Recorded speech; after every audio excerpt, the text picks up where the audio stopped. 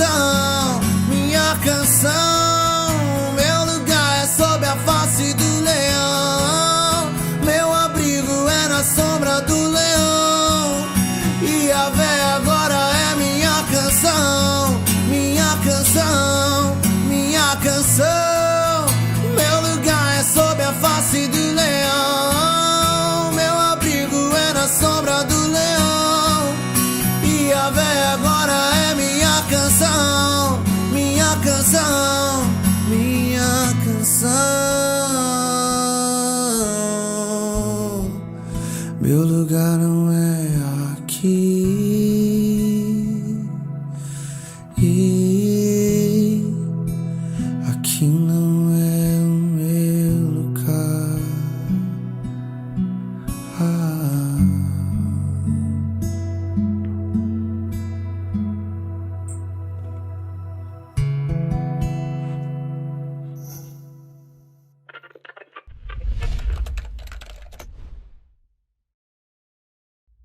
E aí, o Sou Filho Podcast já está no ar e hoje nós estamos recebendo aqui uma participação muito especial, é o Lael de Freitas, esse cantor cristão que tem muita coisa para passar pra gente. A gente vai conhecer um pouco mais quem é Lael de Freitas, né? Ele vai contar a sua história, o seu testemunho com Deus. Eu estou muito empolgado, viu, Lael, para saber tudo isso, né? Sobre sua vida, conhecer mais também sobre os seus projetos e, claro, a gente gostaria de saber as novidades, né? Então, para começar, Lael, primeiro seja bem-vindo e para começar... começa contando aí sua trajetória com Deus, sua caminhada com Deus, né? Desde a sua infância, lá como começou. Eu sei que você vem de uma família cristã, mas conta aí um pouquinho sobre o seu testemunho com Deus. E mais uma vez, seja bem-vindo. Muito obrigado, Alex, pelo convite, pela confiança em estar aqui. Eu estou muito feliz, eu me sinto muito honrado pelo convite, pela oportunidade de estar aqui somando com vocês. Esse que deve ser provavelmente o 4º ou 5º episódio, né? Isso. E poder pegar esse trabalho que eu sei que tem todo um potencial para crescimento e abrangência. Amém. Pegar isso do começo é muito legal, porque se tem algo que eu aprendi na vida é nunca desprezar os pequenos começos, né? Não tem nada que a gente consegue perceber que começa grande, as coisas começam pequenas e elas vão crescendo progressivamente. Sim. Então acredito que eu tô aqui vivenciando o começo de algo grande, cara. Amém. E espero que você receba isso no seu coração como algo profético, porque eu acredito que Deus, ele nos convida a chamar à existência as coisas que não são como se já fossem. Amém. Então que você possa viver essa realidade todos os dias, onde você encare isso aqui não como um pequeno projeto, mas como um grande projeto que nasceu no coração do Senhor. É isso aí. Você me perguntou sobre meu testemunho de vida, sobre meu começo. Então vamos partir do princípio, né? Pra gente conseguir entender legal. Eu tenho 23 anos hoje, né? E... Novinho, 23 anos. Pois é. Vou fazer 24 agora em outubro. E desde sempre eu estive dentro da realidade da igreja, né? Eu desde sempre fui um participante da realidade da igreja, porque eu com 6 anos de idade já pregava, já era ministro da palavra do Senhor, ainda que muito por um efeito manada, sabia? Porque todo mundo estava fazendo, mas eu acredito que desde esse período já tinha um propósito de Deus em especial para que eu vivesse exatamente o que eu vivo hoje. Sim. Já era um primórdio de algo que iria se tornar algo maduro, consistente, bem consolidado, que é hoje, né? Eu vim de uma igreja bem tradicional, a Igreja Obra da Restauração. Eu fui apresentado lá e fiquei lá acho que até os meus 3 anos de idade. Seus pais também são da igreja, né? Sim, graças a Deus. Meus pais são da igreja, meus pais, eles se casaram já sendo cristãos. Minha mãe já era cristã, meu pai se converteu depois. E eu cresci dentro dessa realidade, né? Aí eu me lembro que por volta mais ou menos de 3 anos de idade a gente migra da Obra da Restauração e vamos para a Assembleia de Deus, até onde eu estou até hoje, né? Eu estou posso dizer que há mais ou menos 20 anos na Assembleia de Deus, Ministério Simar de Seta. Sou pastoreado há mais ou menos 15 anos pelo pastor Valdo Cavalcante Lopes, um homem de Deus, um homem que me incentivou bastante no meu ministério, um grande impulsionador daquilo que o Senhor tem gerado em mim. Então, eu posso dizer que a minha trajetória, ela sempre que eu olhar para trás, ou para agora no tempo presente, eu acho que em qualquer uma das circunstâncias da vida, a igreja sempre vai estar fazendo parte disso. É óbvio que ao longo da nossa caminhada a gente tem alguns tropeços, alguns deslizes, e aí por alguns momentos a gente até acaba por apostatar ou até mesmo abandonar a fé. Eu não vivi esse abandono total da fé, porém eu tive um período da minha adolescência que eu me vi um pouco mais cético, um pouco mais fechado para as coisas do Senhor, me envolvi até mesmo com amizades que não eram do meu ciclo cristão, e por decorrência disso eu acabei me esfriando espiritualmente, posso dizer assim. Isso foi mais ou menos entre o ano de 2015 e 2016, começo de 2016. Esse intervalo entre o terceiro ano de ensino médio, cursinho, que eu fiz o cursinho em 2016. E assim, eu me vi um pouco desanimado na questão da fé, até porque eu vi a juventude da minha igreja, ela esvaziando, sabe? Nesse período, alguns amigos que eu amava estar participando com eles na igreja, cooperando com eles, estando com eles, somando com eles, saíram da igreja. Eu me vi desmotivado. Eu acho que muitos jovens também se identificariam com isso, né? Até porque a parte da juventude, da mocidade na igreja é muito importante para você até mesmo se sentir motivado, né? A participar, né?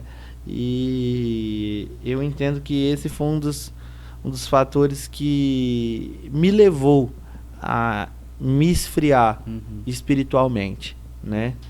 E ao longo desse tempo eu estive com um coração muito cheio de dúvidas, um coração inquieto com relação ao que o Senhor tinha para mim.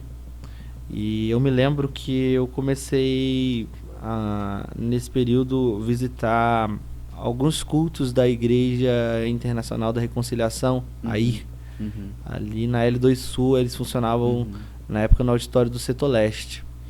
E eu lembro que um desses cultos eu vivi algo muito pontual. Eu que estava com o coração um pouco cético, um pouco duvidoso, com várias questões dentro de mim. Eu estava fazendo cursinho na época, eu queria muito cursar História na UNB. E eu me lembro que eu estava ali naquele auditório, um garoto de mais ou menos uns 12 anos, ele se sentou do meu lado e ele falou: "Eu posso falar com você?" Eu falei: "Claro que pode." E aí ele falou: "Olha, eu estava orando e eu tive uma impressão no meu espírito e Deus me deu uma palavra de conhecimento.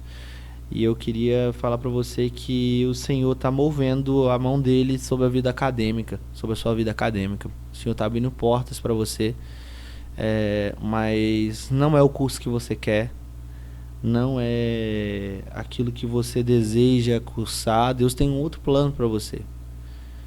Eu me lembro o nome desse uma menino. Criança, né? De 12 anos. Eu lembro do nome dele até hoje, Nicolas.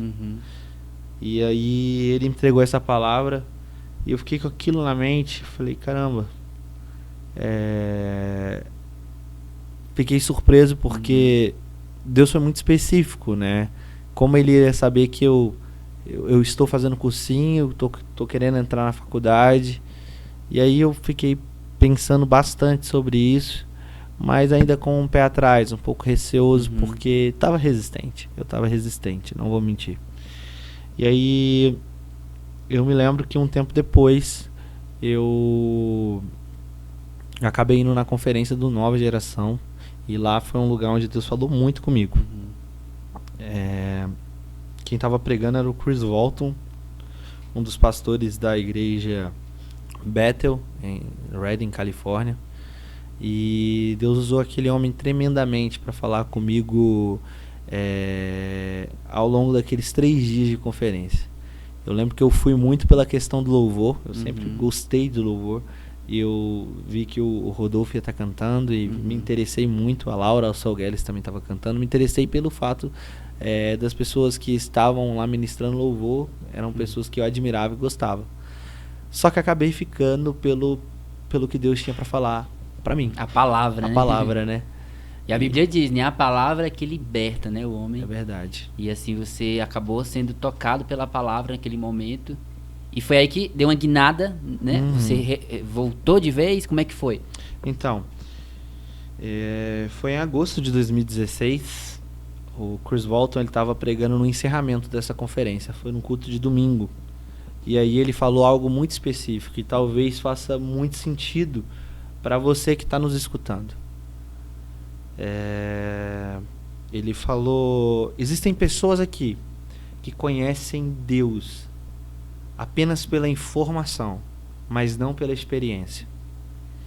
E eu entendo, Alex, que conhecer Deus pela informação e não pela experiência nos leva a viver um estilo de vida cristão metódico, frígido e sem entusiasmo, sem fervor espiritual. Então, assim, se a gente remove o fervor espiritual da prática da vida cristã, a gente está tirando aquilo que é essencial. Porque nós, como cristãos, nós fomos chamados para viver uma vida de paixão e devoção a Ele. E o fervor espiritual está exatamente inserido nisso. E foi exatamente nesse momento que eu me dei conta de que eu estava dentro dessa estatística de pessoas que conhecia Deus apenas pela informação, mas não pela experiência. E ele ainda enfatizou dizendo, porque essas pessoas muitas das vezes têm Deus apenas como Deus dos seus pais, mas não ainda como seu Deus. A gente pode pegar, por exemplo, o exemplo de Jacó, no Vale de Jaboque. Ele tem um encontro com o Senhor, quando ele luta com o Senhor, lá naquela experiência que foi denominado Peniel, né? Eu vi a face do Senhor e sobrevivi, basicamente isso. E ele resiste a esse momento, ele luta com Deus e ele sai de lá mancando. Ele sai de lá, marcado na coxa por Deus, mas foi a partir daquele momento que Deus ele parou de ser apenas, ele não se limitou a ser o Deus de Abraão, de Isaac, mas agora é o Deus de Jacó, o Deus de Israel. Então assim, eu tinha muito isso, eu era um Jacó. Deus era o Deus dos meus pais, mas ele ainda não era o meu Deus. Por mais que eu tenha te falado bem aqui no comecinho, olha, quando eu tinha 6 anos eu pregava na igreja, mas eu ainda não tinha experiência com Deus, eu ainda não tinha vivência de fé de verdade. Eu precisava amadurecer isso dentro de mim. E foi exatamente nesse momento que eu tive uma experiência sobrenatural com Deus. Eu lembro que eu caí prostrado, eu tive uma contemplação do Senhor, onde eu me via sobre um barco, uma canoa, e eu puxava uma rede e vinham muitos peixes, e eu também via um homem pulando para fora de uma porta. E algumas semanas depois eu fui num culto de ensino da minha igreja e o pastor estava falando sobre a eclésia, que é o verdadeiro chamado da igreja, chamados para fora, é o que significa eclésia. E aí eu comecei a entender o que Deus estava querendo fazer na minha vida. E esse foi o ponto inicial de tudo que eu comecei a viver e a forma como eu comecei a fluir em Deus. É interessante você falando que a gente vê que até mesmo quem é da igreja, quem nasce dentro, né, de um meio cristão, precisa sim ter o seu encontro com Deus, né? Como você aí acabou de falar, você viveu a sua infância, a sua juventude ali na igreja, fazendo coisas, né, para Deus. Só que você precisou de ter uma experiência real ali com Deus, para ter um encontro com Ele, para realmente mudar e trazer um divisor de águas aí para sua vida, porque eu acredito que essa experiência foi um divisor de águas, né, para sua vida. Eu posso afirmar com toda certeza de que viver isso em Deus foi um ponto de virada na minha vida. Eu gosto de dizer que mais do que um ponto de virada foi um marco zero, o marco inicial, porque eu vejo como se fosse o Senhor olhando para mim dizendo: eis que faço novas todas as coisas. Ou seja, eu passei a viver algo novo em Deus. Eu vivi a experiência do novo nascimento. E isso é inegociável. Isso é inegociável. Quando nós somos justificados, perdoados, regenerados pelo poder do Espírito Santo nas nossas vidas, e isso vindo de encontro às nossas concupiscências, às nossas práticas imorais, à nossa conduta que precisa ser endireitada pelo poder do Espírito Santo, a nossa postura como homens e até mesmo como mulheres, e caminhando com o Senhor, a gente precisa viver essa transformação que acontece de dentro para fora. Não adianta a gente querer buscar isso pela nossa própria força, sabe? Não adianta, porque isso é graça de Deus. Graça de Deus é favor imerecido. Ou seja, apesar de eu não merecer, isso veio ao meu encontro. Não fui eu que encontrei Deus, foi Ele quem me encontrou. Não fui eu quem escolhi o Senhor, foi Ele quem me escolheu. E é exatamente por causa dessa escolha, por causa dessa eleição de Deus que é soberana, que é perfeita, que eu tô aqui hoje conversando com você. Sim. E assim, durante o tempo que você passou ali, meio frio, né, esquivado ali desse tempo ali com Deus, e você se sentia, como que você se sentia? Qual era o sentimento? Você se sentia um filho afastado, um filho rebelde?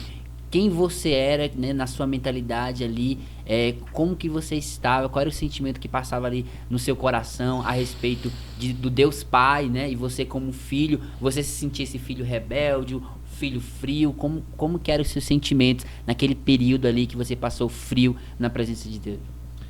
Eu gosto de encarar a vida, Alex, como se nós colocássemos lentes. E a lente que eu uso, ela determina o meu campo de visão, aquilo que está em minha volta. E eu não tinha uma lente de paternidade para a pessoa de Deus. Eu tinha uma imagem de um Deus muito distante, de um Deus muito ausente. Eu conhecia o Deus de longe, mas não conhecia o Deus de perto. Um Deus que, na minha perspectiva, de alguma forma se ausentava. E a grande verdade é que nós servimos a um Deus que não nos desampara. Então por que eu pensava assim? Por que eu tinha esse tipo de consciência? Eu acredito que muitas pessoas, muitas pessoas que talvez até estejam nos ouvindo, talvez não amadureceram essa perspectiva, essa visão, não colocaram essa lente nos seus olhos de um Deus que é Pai, de um Deus que cuida, de um Deus que se preocupa, de um Deus que quer ouvir de nós a narrativa do nosso dia a dia.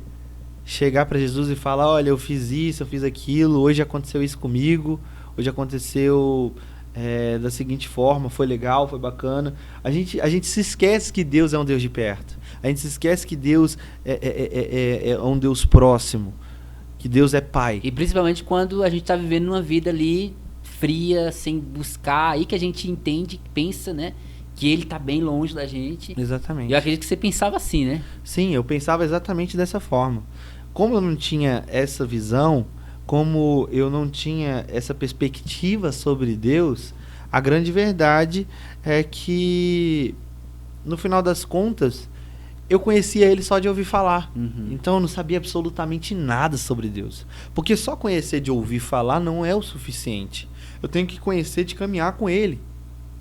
E conhecê-lo, de caminhar com Ele, e prosseguir em conhecê-lo, e ser transformado de glória em glória pela renovação da mente que o Espírito Santo gera nos nossos corações, que foi assim um fator que alavancou a minha vida com Deus.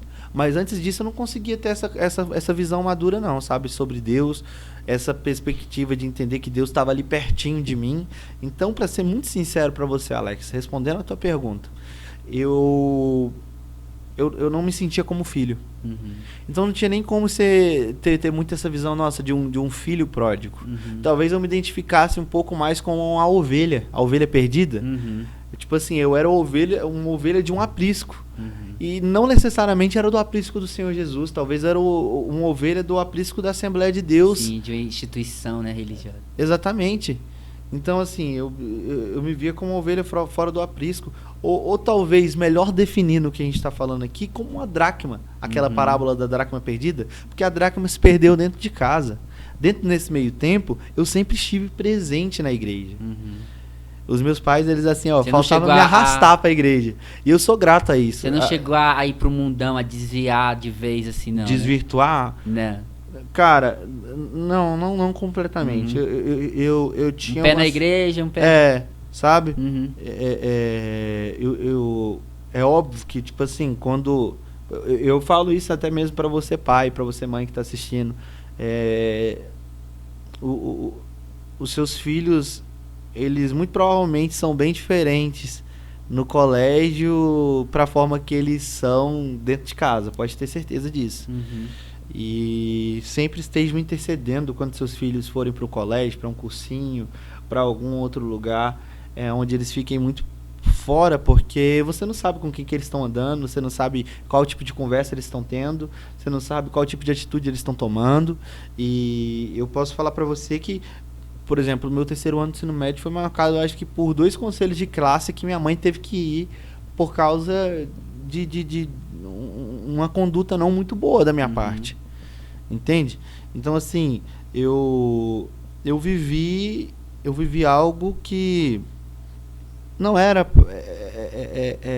a melhor forma de se conhecer e de se amadurecer, mas foi necessário. Sim. Sabe por quê? Porque nessa ausência eu tive a experiência, nesse período que eu me ausentei de Deus, eu tive a experiência de viver a realidade de um Deus que vai ao meu encontro, que vai e me busca, que não olha para os meus erros, para os meus defeitos, para as minhas fragilidades, mas me ama, não apesar delas, mas por causa delas. Porque ele olha para mim, ele vê as minhas individualidades, ele vê minha personalidade, o meu caráter a nível pessoal, e ele fala, eu quero usar esse cara bem aqui, do jeito que ele é, com a formação que ele tem. Ele se aperfeiçoa, né, nas fraquezas, exatamente, como a própria palavra de Deus diz, né? Ele olhou suas fraquezas e ele falou, eu quero me aperfeiçoar nas fraquezas desse garoto aqui. E você falou sobre os seus pais, e eu acredito que eles devem ter um papel muito importante, né, nessa ponto de virada aí da sua vida. Os meus pais têm um papel fundamental, eu posso dizer assim. Não só nesse ponto de virada, mas na sua vida cristã como um todo, né? Pelo que eu percebi. Em tudo. Eu não digo nem somente a vida cristã, por mais que eu entendo que na vida cristã tudo é sagrado, nada é secular, né? Eu entendo que não existe essa dicotomia no reino. Porque a Bíblia mesmo fala, quer comais, quer bebais, quer façais qualquer outra coisa, façam isso para a glória de Deus. Então, assim, desde uma conduta moral que eu aprendi do meu pai, eu tenho como consciência que aquilo ali é sagrado. Desde uma postura de como agir, me comunicar com pessoas e respeitar os meus semelhantes, que eu aprendi com minha mãe, eu entendo que isso é extremamente sagrado e importante. E é bem visto aos olhos de Deus. Então, assim, eu aprendi muito mesmo. Com os ensinamentos do meu pai, com os ensinamentos da minha mãe. E fica um conselho para você que está escutando a gente. A Bíblia fala que o temor ao Senhor é o princípio de toda sabedoria. E na sabedoria de Deus, contida ali no livro de Provérbios, é impressionante a ênfase que há em ouvir os direcionamentos dos nossos pais, né? A gente vai ver ali que a gente precisa se assentar e ouvir os conselhos do nosso pai e considerar os direcionamentos da nossa mãe como se fossem um colar de pérolas, né? Um diadema em nosso pescoço. Ou seja, é algo de valor, é algo precioso. Então, assim, se hoje eu estou onde eu estou e vivendo aquilo que eu vivo hoje eu tenho 23 anos, eu estou formado, eu sou líder de jovens da minha igreja há aproximadamente 6 anos, eu estou à frente de uma base missionária há aproximadamente 2 anos, eu tenho um ministério de louvor, eu tenho um ministério na palavra, e se eu vivo tudo isso hoje, é porque o Senhor colocou pais que foram pontuais na minha vida. E eu sou muito grato aos meus pais, inclusive... Beijo pai, beijo mãe. E faz tanto sentido isso que ele falou, e sobre essa palavra também, que até mesmo aqueles pais que digamos que não são os melhores exemplos para se dizer, até eles sempre passam, né, mensagens e falam para os seus filhos conselhos bons, né? Eu mesmo tive o exemplo do meu pai, que não era um bom testemunho, assim, na minha infância. Hoje, graças a Deus, ele é convertido e tal, mas na minha infância ele nunca nos deu um bom testemunho, mas mesmo assim ele parava, né, o tempo dele e falava alguns conselhos. Minha mãe fazia a mesma coisa, alguns conselhos, assim, positivos pra gente: estuda, faz tudo direitinho, não rouba, e aqueles conselhos, assim, morais da sociedade. E aí, às vezes, eles até diziam, faça o que eu digo, não faça o que eu faço. Ou seja, os pais, eles têm esse papel na vida de um filho, que é levar essas condutas éticas, né, da sociedade. Eu acredito que todo pai quer o melhor pro seu filho, né? E a gente fala muito sobre filho aqui no podcast Sou Filho, né? E como que você hoje em dia se sente como filho de Deus? Sei que você já falou um pouquinho, mas conta mais, né, aí sobre essa importância de hoje você realmente se sentir filho de Deus, abraçado por esse pai, que é esse pai que vai muito além de tudo aquilo que a gente pode esperar aqui na terra, até mesmo dos nossos pais físicos, né? Esse pai celestial que nos surpreende com tantas coisas e tem te surpreendido na sua vida, né? Como que você se sente hoje em dia sendo filho de Deus, assumindo essa identidade de filho de Deus? Eu acredito, Alex, que quando nós assumimos essa identidade de filhos de Deus, a gente passa a viver debaixo de um padrão que é extremamente elevado. Os padrões de Deus são elevados. A nossa vida, ela sai de um lugar de uma vida normal e natural para uma vida extraordinária e sobrenatural. Nós não somos mais apenas indivíduos, mas somos pessoas que foram encontradas por Deus. E por causa disso, hoje estamos assentados entre reis e princesas, porque somos filhos do Rei dos Reis e Senhor dos Senhores. Ele é soberano sobre as nossas vidas. Ele tem princípios para uma vida plena. Ele é uma fonte de verdades transformadoras. Ou seja, eu sou filho, e porque sou filho, eu tenho vida plena e vida em abundância, porque sou filho do Rei. Porque para toda necessidade, Ele é uma provisão. Para toda dúvida, para todo questionamento, Ele é uma resposta. Se você não sabe por onde entrar, Ele é a porta. Se você não sabe onde firmar os seus pés, Ele é o caminho. Se você tem sede, Ele é água viva. Se você tem fome, Ele é o pão vivo que desceu do céu. Se você se enxerga como um pecador e se encontra imundo e sujo, Ele é o Cordeiro de Deus que tira o pecado do mundo, e por causa do sangue dele nós somos lavados e somos purificados. Se você precisa de sombra, de refrigério, Ele é a videira verdadeira. Se você está indisciplinado e sem direcionamento, Ele é o bom pastor. Se você está sem alicerce, sem fundamento, Ele é a pedra de esquina angular, aonde a igreja de Cristo está edificada. Em Colossenses capítulo 1, versículo 16, vai dizer que porque todas as coisas foram criadas por Ele, as visíveis e as invisíveis, e é nele que encontram propósito. Propósito da minha vida e propósito da sua vida, Alex, não é o nosso sucesso pessoal, não é termos destaque na sociedade. O propósito da nossa vida é sermos filhos. É isso aí. O propósito da nossa vida é sermos filhos. É isso aí. Sou filho, né? E, Lael, já falando agora no assunto da música, que eu sei que é uma parte que te toca e nos toca também, né? Afinal de contas, esse ministério de louvor que você carrega aí vem impactando muitas pessoas, né? Inclusive eu, né, fui muito impactado assim quando eu conheci o Lael em um congresso. Eu fui muito impactado com o louvor que ele transmitia, né? Porque era muito além de que apenas cantar uma canção, né? Deus usava e usa, né, ele ali de uma forma sobrenatural, louvando as músicas, as canções que ele passa. E assim, eu sei que vem impactado muita gente. E conta um pouquinho como começou, né, a sua vida na música, no louvor, como que surgiu essa iniciativa de você tocar, cantar, de onde começou? Eu consigo perceber o incentivo dos meus pais desde cedo, nessa questão musical, né? Meu pai me levava para ter aula de violão, ele passava a noite inteira trabalhando num plantão, ele é segurança lá no Hospital Sara Kubitschek. Ele passava a noite inteira, chegava cansado, e pela tarde ele fazia questão de me levar para a aula de violão, para que eu viesse aprender violão, sabe?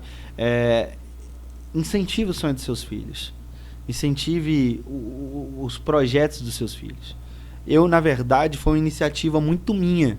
Eu sempre gostei de música. Mas alguma pessoa da sua família já fazia isso? Cara, pra falar a verdade, não. Meu pai, ele gosta de escrever música, mas eu não tenho nenhum músico, músico na minha família mesmo. Eu tinha mais ou menos como referência o meu bisavô, Noé é o nome dele. Ele tocava um violãozinho e ele cantava aquele hino 15 da harpa cristã. Ó, com cego andei, perdido vaguei. Então, eu me vi cercado por inspirações próximas, sabe? Eu não olhava para, sei lá, o Fernandinho, ou o Davi Sasser, ou outro grande cantor na época. Eu gostava de me inspirar de pessoas perto, sabe, de mim. Da sua igreja? Da minha igreja. Na minha igreja eu lembro que na época tinha o Josenberg, tinha o Alan, tinha um pessoal que cantava lá na igreja. E eu me inspirava, assim, sabe? Eu levava o guarda-chuva e eu fingia que eu tava tocando guitarra enquanto ele estava fazendo louvor. E você tinha quantos anos nessa época? Eu devia ter uns 3 anos, mais ou menos. 3 anos, bem cedinho. Hoje em dia eu tô, às vezes, ministrando em conferências, eu tô ministrando em congressos, e às vezes eu vejo alguma criancinha com um violãozinho de brinquedo lá na frente, me vendo cantar e ele acompanhando junto. E eu acho incrível isso, porque um dia era eu que tava no lugar daquela criança, sabe? E eu acho que tudo tem um começo, e o meu começo foi exatamente esse interesse.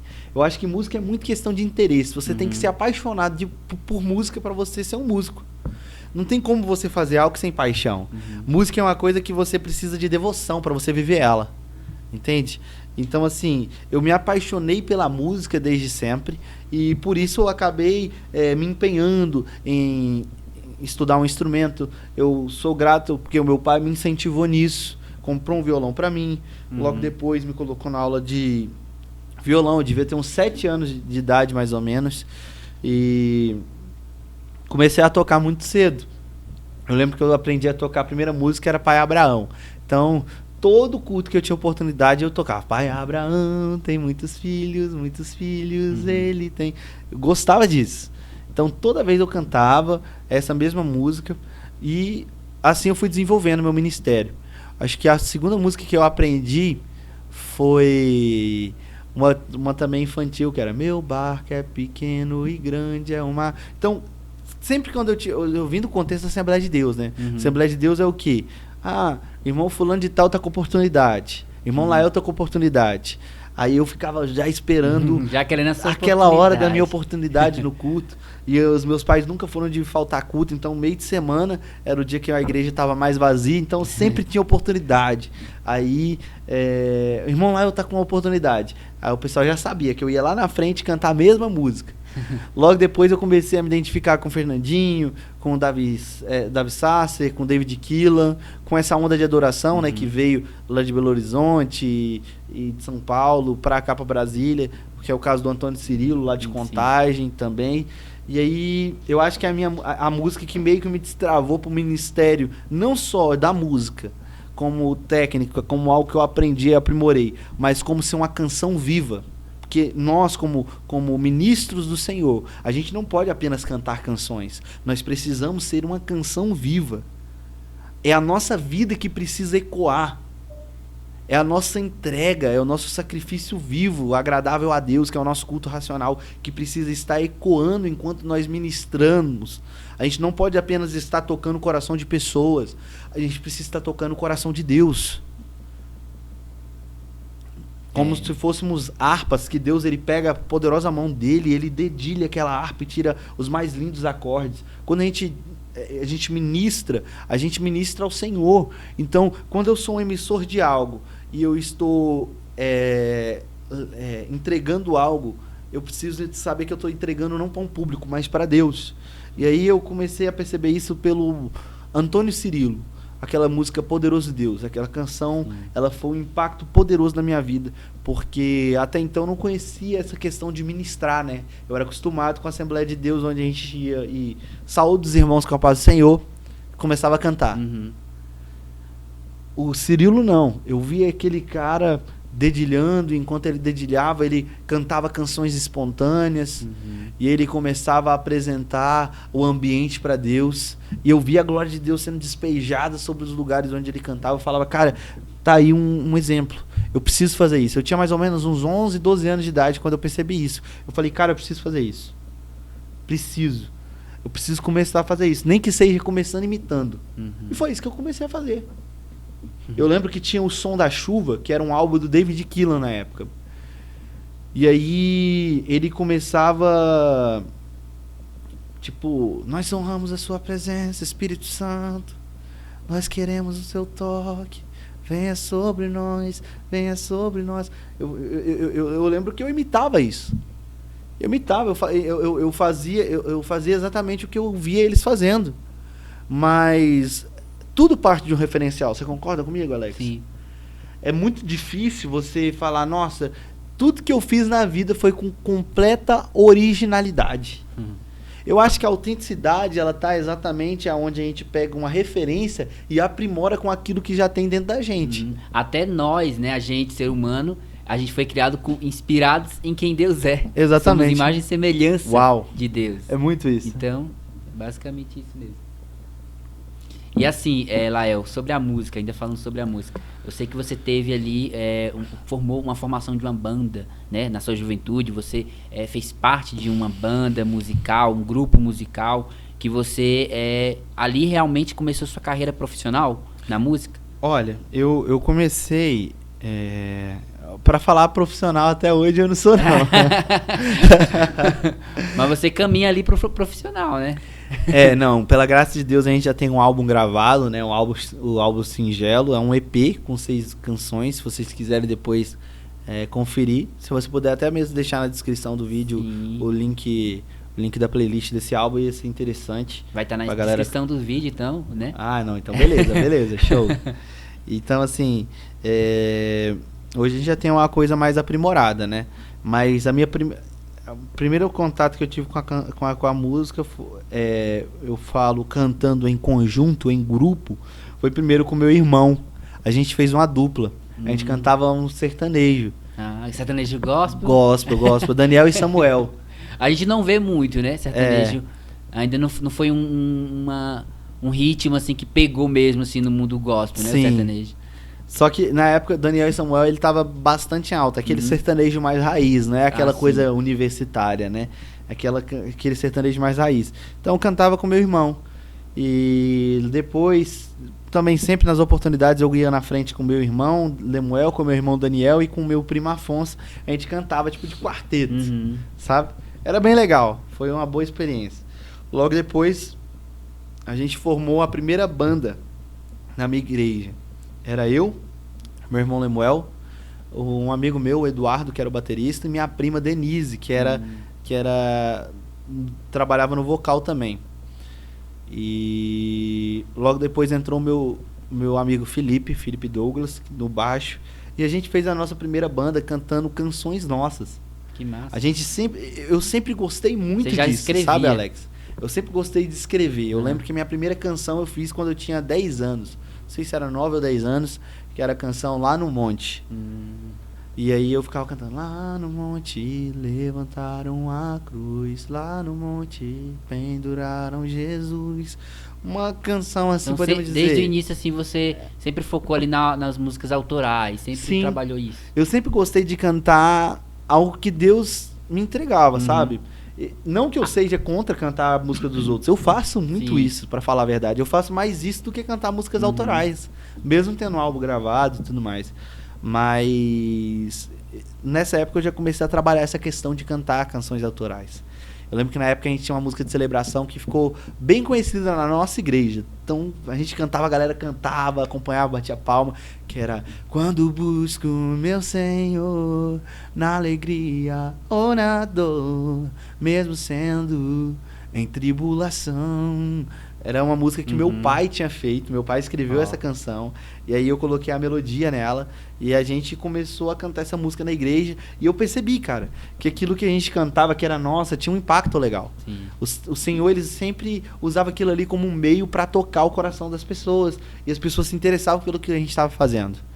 Logo depois, essa banda foi ganhando outros rostinhos novos, o Miller, o Jandeilson, olha o nome do cara, Jandeilson. Era paraense, amigão, cara, amigão, irmãozão mesmo.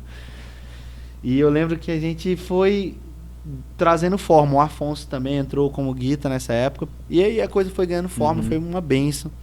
E aí eu posso dizer que depois disso, eu acho que a minha primeira grande experiência com ministração de louvor e com música foi com o ministério lá de São Sebastião, Ministério Azusa. Eu sou muito grato por ter caminhado por lá. É um lugar que eu realmente cresci muito. Eu posso dizer que eu acho que foi o momento mais pontual no meu ministério como ministro de louvor. Porque até então eu ainda não tinha aprimorado essa questão de ministrar. E lá eu aprendi a ministrar. Lá eu aprendi a me comunicar com o público, trazendo o público para a adoração. Entende? Então, assim, foi um lugar onde eu cresci bastante, onde eu fiz amizades e a gente começou a rodar em conferências. Aí que entra a grande questão. Foi aí que eu acho que o projeto musical foi amadurecendo.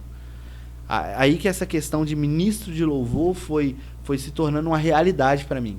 Porque eu lembro que, caramba, no Azusa a gente tinha muita gente. Muita agenda mesmo. Muita agenda. A gente todo final de semana estava em uma igreja diferente, era às vezes o final de semana inteiro. Começava na sexta-feira, depois a gente ia, sei lá, para uma vigília de sexta para sábado ainda, tipo, saía de uma agenda na sexta, já ia para uma outra agenda, numa vigília. Sábado de manhã a gente estava em outra igreja, sábado à noite a gente estava em uma outra igreja. Já aconteceu isso algumas vezes. Domingo de manhã, domingo à noite. Então, assim, cara, isso foi sendo uma escola para mim. Foi muito bom, foi muito bom. E aí chegou um determinado tempo que ficou inviável manter um projeto missionário igual eu estava mantendo. Já tinha começado a base missionária, porque missões, ela começou a fazer parte da minha vida mesmo, como uma realidade. No final de 2018 até hoje, sabe? Ela se tornou algo consolidado no início de 2019, quando a gente abriu a base missionária no Capão Comprido. E foi aí também que eu me senti direcionado pelo Senhor a sair do Ministério Azusa. Né? Então, nesse período, então, você acabou deixando um pouquinho de lado a música ou foi conciliando? Eu fiquei 7 meses parado nessa questão de Ministério de Louvor. Aí focado aí no Ministério Missionário, né? Então, e como que é esse ministério? Conta pra gente. Como é que é trabalhado ele? Tipo, eu vejo que você trabalha com crianças, né? Assim, eu acompanho algumas coisas, então assim, mas conta pra gente como que funciona, como é desenvolvido isso. A base missionária, ela funciona ali no Capão Comprido, é a base missionária Eclésia, significa chamados para fora, que é a verdadeira função e tarefa suprema da igreja. Missões é a tarefa suprema da igreja. Nós existimos para proclamar as boas novas do Evangelho, as boas novas do reino de Deus e para alcançar os perdidos. Porque se Jesus nos alcançou e nos encontrou, Ele nos convida a atender esse chamado, a esse convite, e estar em prontidão para servir o reino de Deus, fazendo discípulos em todas as nações. Então a gente começou essa base missionária lá no Capão Comprido, e em 2019, em março de 2019, é um trabalho voltado para o público infanto-juvenil. Nós trabalhamos com crianças, pré-adolescentes e adolescentes. Nós atendemos a comunidade com 4 atividades que são desenvolvidas, que é a escolinha de futebol, as aulas de balé. Não sou eu que dou as aulas de balé, tá, galera? Eu não coloco o colã, é a tia Rebeca, a Adriana também, que trabalha comigo, que sou muito grato pela vida da Adriana, a Bruninha, que também tá com a gente, a Josi, os meus pais, né? A minha família. Que massa. A Dé, que trabalha com a gente também no balé, que é uma bênção. E a Eliana, que trabalha com a gente no reforço escolar. Então balé, escolinha de futebol, reforço escolar e aulas de violão, que é com o Neto também, Manuel Neto, meu amigão também. É uma equipe boa, cara. São pessoas assim com coração disponível. Eu acredito que a gente precisa melhorar muito, sabe? Para ser um projeto missionário maduro, sabe? A gente precisa amadurecer bastante. Né? Então, já é um começo. E como que você tomou essa iniciativa? Cara, eu vou montar aqui uma base missionária nesse lugar e cuidar dessas pessoas. Como que veio isso no seu coração? Foi através de alguém que falou, que Deus usou? Um sonho? Foi um chamado de Deus. Eu falei pra você que naquela experiência na Conferência Nova Geração, que eu me vi prostrado e eu tive uma contemplação do Senhor, como se eu estivesse em cima de uma canoa, de um barco, puxando aquelas redes cheias de peixes, e aquele homem pulando para fora de uma porta, e aí eu vi a origem, o nome Eclésia, né? E aí eu acho que aí foi o meu chamado. Só que aconteceu por 2 vezes, Alex, eu estar em eventos ministrando e alguém ser usado pelo Senhor para pegar a bandeira do Brasil e colocar nos meus ombros. E aí eu entendi que havia um chamado do Senhor para a nação brasileira, sabe? E eu falei, cara, eu preciso me colocar em prontidão para isso. Eu preciso atender o chamado de Deus. Eu não posso ser negligente com esse chamado. Então, eu me coloquei à disposição e uma noite eu tive um sonho e eu sonhei exatamente com o lugar onde nós estamos hoje. Eu lembro que eu peguei a minha bicicleta, eu me dirigi a esse lugar onde nós estamos hoje, lá no Capão Comprido. Eu não tinha um recurso para o aluguel na época, eu liguei para o cara do aluguel e aí ele me passou o valor, não tinha aquele valor X. Algumas horas depois eu recebo uma ligação para uma proposta de emprego que ia cobrir exatamente o que a gente precisava para pagar aquele aluguel. Ou seja, gente, Deus é o patrocinador oficial da obra missionária. Ministério é isso. Ministério é uma chamada, um convite para alguém inapropriada, sem recursos suficientes e por um tempo determinado. Isso aqui é ministério. Verdade. Ou seja, às vezes a gente pensa, não, eu não sou capacitado, eu não estou pronto para isso. Deus, ele chama os incapacitados, mas ele capacita os escolhidos. Deus, ele chama aqueles que precisam ter algo aprimorado, mas ele aperfeiçoa e aprimora aquilo que ele começa no coração dessas pessoas. Porque a boa obra que Deus ele começa em alguém, ele sempre é fiel para aperfeiçoar. Sim. E eu falo disso não só como no sentido da semente da salvação, mas em tudo mesmo, cara. Desde um ministério, um talento, algo de Deus, ele pode ser aprimorado. E foi o que aconteceu. A gente foi para a base missionária no Capão Comprido e aquilo ali foi ganhando forma. Aquilo ali foi ficando consistente. E quando a gente viu, a gente estava atendendo a demanda de uma comunidade inteira, sabe? A gente estava com 70 crianças cadastradas no nosso projeto. Uau. E quantas delas aceitaram entregar a vida ao Senhor Jesus? Então a grande verdade, Alex, é que a gente precisa estar em prontidão para atender o chamado e o convite de Jesus. Por mais que a gente pense, cara, eu sou a pessoa mais inapta para essa tarefa. Cara, se coloca à disposição porque o Senhor, ele capacita. E foi o meu caso, cara. Precisava ser capacitado. E eu lembro que nessa época eu tive que abrir mão do Ministério de Louvor por uma temporada. Logo depois eu voltei gravando canções. E aí eu comecei o ministério, que era o Projeto Singelo. Eu tô no Projeto Singelo até hoje. Inclusive, eu tô até olhando aqui seu perfil, não, seu canal no YouTube. Tem bastante música autoral, né? Eu percebo. Alguns covers também, né? Como você falou que faz. E, assim, tem bastante relevância, né? Um público muito bom, assim, pra quem diz que não tá fazendo nada profissional.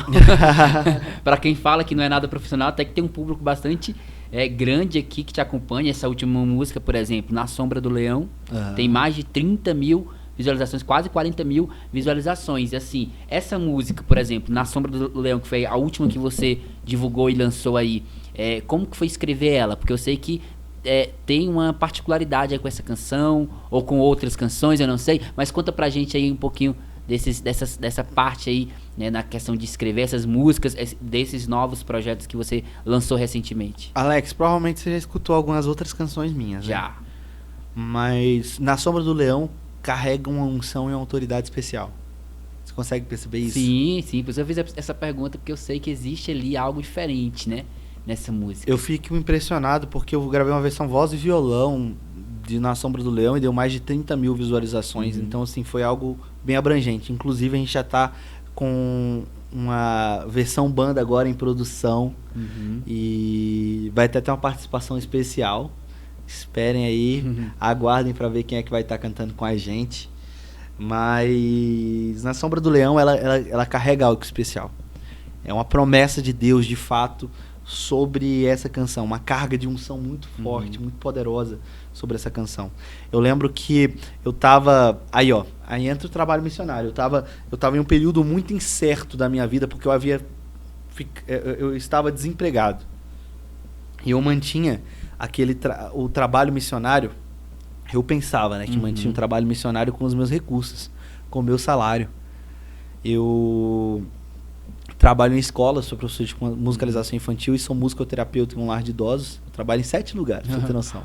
5 escolas e 2 lares de idosos. E na época veio a pandemia e eu, consequentemente, tive que parar meu trabalho também. Porque as escolas fecharam, né? E, cara, eu fiquei sem money. Falando bem, de um linguajar bem popular, fiquei sem money pra manter o projeto. E eu falei, cara, as portas do projeto vão fechar. Mas tem algo que eu aprendi caminhando com Jesus, é que as portas do inferno nunca prevalecerão contra a igreja de Cristo. A igreja de Cristo, ela segue triunfante. E foi exatamente o que aconteceu. Deus, ele é fiel, ele não nos desamparou em nenhum momento. Deus é o patrocinador oficial da obra missionária. Se ele é o mantenedor da obra missionária, por que a falta de recursos humanos vai ser um empecilho para algo que nasceu no coração de Deus? E foi aí que eu tava fazendo um devocional, tava clamando no meu quarto. Eu sempre gosto de pegar o violão e começar a fluir em espontâneo e orar. Às vezes eu passo 3, 4, 5 horas fazendo isso. Já fiz muita vigília, assim, desse jeito. Vigília no meu quarto. Eu lembro que esse dia eu tava com saudade de ir em alguma vigília. Falando, caraca, velho, gostava tanto de ir pra vigília, virar a noite, assim, na presença de Deus. Falei, cara, quer saber, eu vou fazer uma vigília. Só eu e Deus aqui. Peguei o meu violão, coloquei um pad, porque eu gosto de pad, cara. É massa pra fluir, assim, legal. Coloquei um pad ali, peguei o meu violão e comecei a fluir em adoração. E aí eu comecei a cantar. Meu lugar é sob a face do leão. Eu falei, opa, isso aqui tá interessante. Falei, vou parar um pouquinho e vou anotar o que estou escrevendo. E aí eu saí de lá com 2 trechos prontos. Meu lugar não é aqui. Na verdade, minto, 3. A primeira ponte, que é o meu lugar não é aqui. O refrão, meu lugar é sob a face do leão. E a terceira, que é a parte que a gente só fica cantando. Iavé, Iavé, Jeová, Jeová. E aí, eu fiquei com isso na mente. Eu falei, cara, agora eu só preciso de uma estrofe pra gente poder trabalhar isso aqui da melhor maneira possível. E aí, nasceu a canção Na Sombra do Leão, ali no meu quarto. E baseado numa frase que eu sempre escutava meu pastor falando. Ele fala lá, é o melhor lugar para você estar, mesmo cercado de ameaças e perigos, é no centro da vontade de Deus. É na sombra do leão da tribo de Judá. Uau. Eu falei, cara, é isso, na sombra do leão. Mas se na frase não tenha na sombra do leão, eu falei, cara, é no centro da vontade de Deus. Então é na sombra do leão da tribo de Judá. É debaixo da face do Senhor. Eu falei, cara, vai ser assim essa canção, então. E aí surgiu a estrofe. Não pude deixar de observar. Ela vai trabalhando bem progressivamente, né? Ela vai começando bem pouquinha e ela vai criando forma. Sim. E eu lembro que eu tava com essa canção engavetada. Aí eu fui cantar na Assembleia de Deus, Deus Vivo, pastor Isaías. Inclusive um abração, pastor Isaías. Homem de Deus. Eu fui cantar num culto pela manhã. E sabe aquelas irmãs do Cocó? As irmãs do Coque? Cara, eu terminei de ministrar, eu vi aquela irmã, ela saindo assim, ó, no meio do povo, e ela falou assim, olha, não retém aquilo que Deus te deu. Você não foi chamado para ser represa, você foi chamado para ser rio. Então, ela me alertou sobre começar a cantar minhas próprias canções. Porque eu tinha parado com isso, cara. E eu não sei por que eu tinha parado de cantar minhas próprias canções. Mas eu tinha dado uma pausa. É, porque aqui no seu canal tem vários covers, né, antes disso.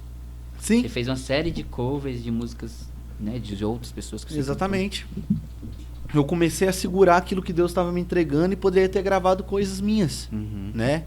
Gravei todos os covers em estúdio. Claro, eu valorizo bastante isso aí também, é legal, foi bom, deu uma abrangência maior também. Sim. Foi o que mais me fez alcançar relevância no meu canal. Acho que só com cover eu ganhei mais de 2.000 inscritos gravando cover, né?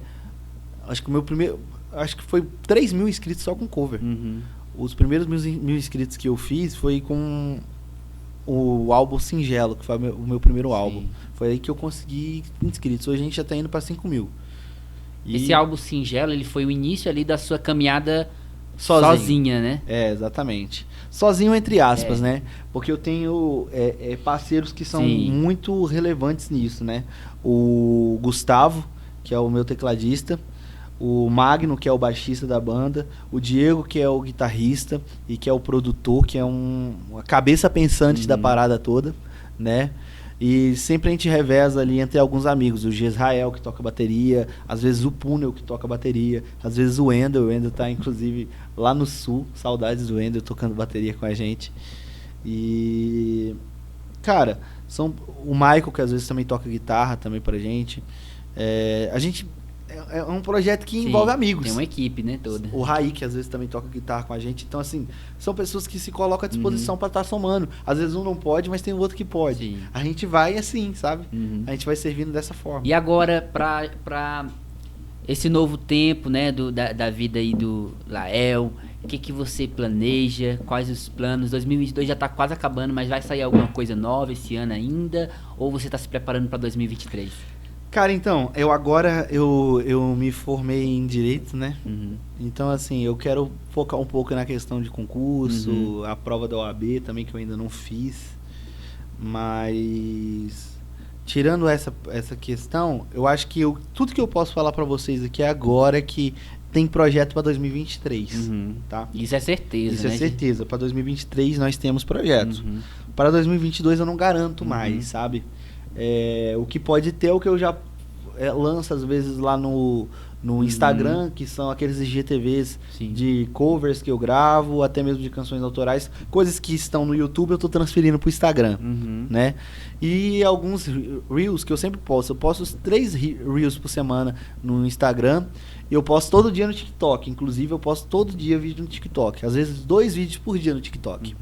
Então, assim, tudo que eu posso falar pra vocês é que no TikTok e no Instagram vai ter conteúdo sempre. No YouTube, eu tô querendo... Eu quero lançar um vídeo de uma ministração minha cantando Na Sombra do Leão. Até o final do ano eu quero ter lançado esse vídeo, porque a gente já tá lá com ele, tô segurando já tem um tempinho. Vou jogar ele pro YouTube. Eu acho que eu vou fazer uma versão lyric vídeo da versão acústica do Na Sombra do Leão também. Uma versão lyric vídeo. E tem uns 3 covers pendentes. E já tá pronto, no caso. Tudo pronto. E 2 vídeos de ministração espontânea, que é o projeto que eu chamo de No Aposento da Oração, que são canções pra você ouvir enquanto você ora. Que massa. Entendeu? Então, inclusive tá lá, cara. Você me dá uma ideia boa. Eu acho que tem o quê? Uns 6 conteúdos engatilhados pra lançar até o final do ano. Vou fazer isso. Um em cada mês, né? Então já aguarda pro mês que vem, galera. Promessa é dívida, promessa é dívida. Tá vendo? Mês Fazendo que vem, promessa aqui com o público do seu filho, né? Então a gente vai cobrar, viu? Exatamente. Vamos ficar de olho. Agora, pra gente caminhar pro final aí, a gente falou muito sobre música, falamos um pouquinho sobre sua vida, e também tem uma área que você, inclusive é um diferencial seu, né? E de poucos ali que são levitas, que tocam, que cantam, é a pregação da palavra, né? A gente percebe que quando você prega a palavra, você tem uma autoridade ali de realmente um pregador ali da palavra, não só um cantor cristão, você não é ali apenas um cantor, um músico, mas você também prega a palavra de Deus com muita autoridade, inclusive, né? E com bastante conhecimento. Como que você começou a perceber que a pregação do evangelho também você tinha esse caminho para trilhar aí na pregação do evangelho? Eu posso falar que se você é um cristão, você sempre tem algo a comunicar de Jesus. E a pregação, ela é algo que vai sendo aprimorada com o tempo. Ninguém nasce um pregador, mas todo cristão tem o potencial para ser um pregador, um comunicador acerca das boas novas do Evangelho de Jesus. eu comecei a pregar muito novo, 6 anos de idade na igreja, contava historinhas para as crianças. Tudo começou contando historinha. É o que eu tava falando pro Alex aqui no começo. Nunca despreze os pequenos começos. Nunca despreze um adolescente que gosta de trazer uma palavra na sua célula. Nunca despreze uma criança que às vezes gosta de brincar de cultinho e gosta de fingir que é o pastor e que tá pregando. Nunca despreze. Nunca desvalorize ou coloque isso numa posição de insignificância, porque pelo contrário, é algo extremamente relevante. A relevância, Alex, ela não é medida pela quantidade de público que algo tem. A relevância não é medida pela estatura que algo alcançou ou que alguém alcançou. A relevância ela é medida pelo que você carrega dentro. A relevância é uma coisa interna. Onde você vê verdade, onde você vê autenticidade, onde você vê unção, autoridade, então aquilo ali é relevante. Sim. Por menor que seja, por mais que o público daquela pessoa seja, sei lá, um milharal, que era o caso do pastor Angus Buchan, um dos maiores missionários e pregadores da África do Sul, e hoje prega para grandes cruzadas. Ele pregava para um monte de milho, mas era relevante o que ele fazia, porque aquilo ali foi a escola de treinamento onde ele foi aprimorado como pregador e como comunicador. Então, assim, eu fui amadurecendo isso com o tempo. Sabe como eu me desenvolvi? Na Assembleia de Deus, a Escola Bíblica Dominical. A gente pode usar um exemplo para a igreja de G12 ou comunidade, células, sabe? As células. Vocês estudam lá que tem uma quantidade menor de pessoas. Onde pode perguntar, tirar as dúvidas e tal. Tipo, eu fui convidado para dar uma lição da Escola Bíblica Dominical e eu comecei a gostar. Fui criando gosto por aquilo. Por exemplo, se você começou pregando em célula, pode ter certeza, irmão, que se você começou pregando em célula, você, com questão de 1 ano, frequente ele pregando em célula, é muito difícil você não estar pronto para subir num púlpito e pregar. É verdade. Muito difícil. Porque você começa pregando ali para, sei lá, 10 pessoas, 15 pessoas, depende do tamanho que for a sua célula. Mas, ou era o meu caso na Escola Bíblica Dominical. Se você começa a pregar para essa quantidade de pessoas, muito em breve você está pronto para pregar para 100, cara. É verdade. Daqui a pouco para pregar para 1000. Isso é verdade. Eu lembro que quando eu comecei a pregar em células, eu antes de começar realmente a pregar nas células, eu chegava em casa, né? Sabendo que eu ia começar, mês que vem eu vou começar a célula e tal. Antes de começar, eu ia pra frente do espelho, né? E ficava pregando pro espelho pra poder desenvolver ali. E até isso me ajudava, né? Quando eu cheguei ali, abri minha célula, já vi que eu tinha certa ali facilidade, né? Então isso que você tá falando realmente é interessante. E a questão do conhecimento, da busca ali pela... Você, quando você vai ministrar uma palavra, por exemplo, você monta, você estuda, como é que é o seu estudo ali com a Bíblia, como que você faz nessa questão? Mano, vamos lá. Só voltando um pouquinho pro outro assunto, aquele gancho, palavra de oferta também, cara. Se você vai dar uma palavra de oferta, você tem 5 minutos para dar uma palavra de oferta, procura fazer o melhor. Não improvisa não, sabe? E aí eu entro no que você me perguntou agora. Pregação não pode ser improvisada, cara. Às vezes a gente tem muito essa mania feia de falar, eu ia falar uma coisa, mas eu cheguei aqui e Deus já me direcionou para outra coisa. Cara, Deus é onisciente, irmão. Deus ele, se ele tem algo para te direcionar, para falar pro povo, por que ele não te direcionou em casa? É óbvio que ele te deu uma direção, e por isso você preparou um sermão, se você preparou, né? Se você disse que preparou, se você disse que fez um esboço. Então, assim, se prepara. Não vai confiando no seu próprio raciocínio, não. Porque é aí que está o perigo. É aí que a gente consegue ver esses grandes furos de pregação no YouTube. E vou te falar, irmão, na pandemia revelou que a galera que tem por aí, ou o povo está muito pouco criterioso com o que tem que ser ouvido nos púlpitos, ou o pessoal realmente não tem reverência nenhuma em fazer a tarefa talvez mais importante da vida de alguém, que é pregar a palavra de Deus. Porque o que mais teve nessa pandemia foram memes assim, engraçados, Sim. mas ao mesmo tempo tristes, cara. De gente xingando em cima do púlpito. Engraçado que hoje em dia se fala muito em questão de falsas doutrinas, como é que eu posso falar? O evangelho heresias, né? Heresias. Cheio de heresias, né? As heresias e tal. fulano de tal é herege, não sei o que, não sei o que. Essa questão de heresias, as pessoas que vão pregar o evangelho de Deus tem que tomar cuidado para realmente saber se aquilo que eles estão falando é de acordo com a palavra, ou a pessoa, muitas vezes, ela estuda algo e interpreta de uma forma. Como que hoje em dia a gente pode saber qual é o que é o evangelho certo, qual é o evangelho correto, qual é a pregação correta para se ler? Assim, qual o conselho que você dá pra gente? Vamos lá, então. Eu vou tentar expor isso aqui da forma mais objetiva possível. E eu acho que vai ser, talvez, minha palavra de conclusão aqui. Pode ser? Sim. Vamos lá. Todo cristão que tem uma prática e uma disciplina espiritual, ele tem como pilar a oração, o jejum e a leitura da palavra. São 3 pilares fundamentais. Se esse cristão ele lê a Bíblia e ele ora, ele tem discernimento da parte do Senhor e tem o discernimento de sabedoria, de conhecimento a partir das verdades bíblicas que ele estudou e que ele teve contato. É óbvio que existem pessoas que são neófitas, ou seja, novos na fé, e que precisam ter esse conhecimento aprimorado. Mas isso é com o tempo. E com o contato diário com a leitura da palavra de Deus. Tem um aplicativo, gente, pode fazer uma propagandazinha? Pode, claro. Glorify, galera. Baixa o Glorify aí, porque é bom para você fazer um devocional e são conteúdos realmente relevantes, são conteúdos realmente importantes. E aí você passa a ter um bom contato com a palavra de Deus. Mas se um cristão ele tem essa prática de leitura, ele, com o passar do tempo, ele vai se tornando muito mais assim astuto para identificar falsas doutrinas. A grande questão hoje, Alex, são as falsas doutrinas que estão inseridas no meio da igreja. E elas são nocivas. A Bíblia fala que, ainda que vier um anjo de luz pregando outro evangelho que não seja este, que esse seja considerado anátema, ou seja, maldito. A Bíblia diz também que nos últimos dias as pessoas amontoariam para si mestres conforme a sua própria concupiscência.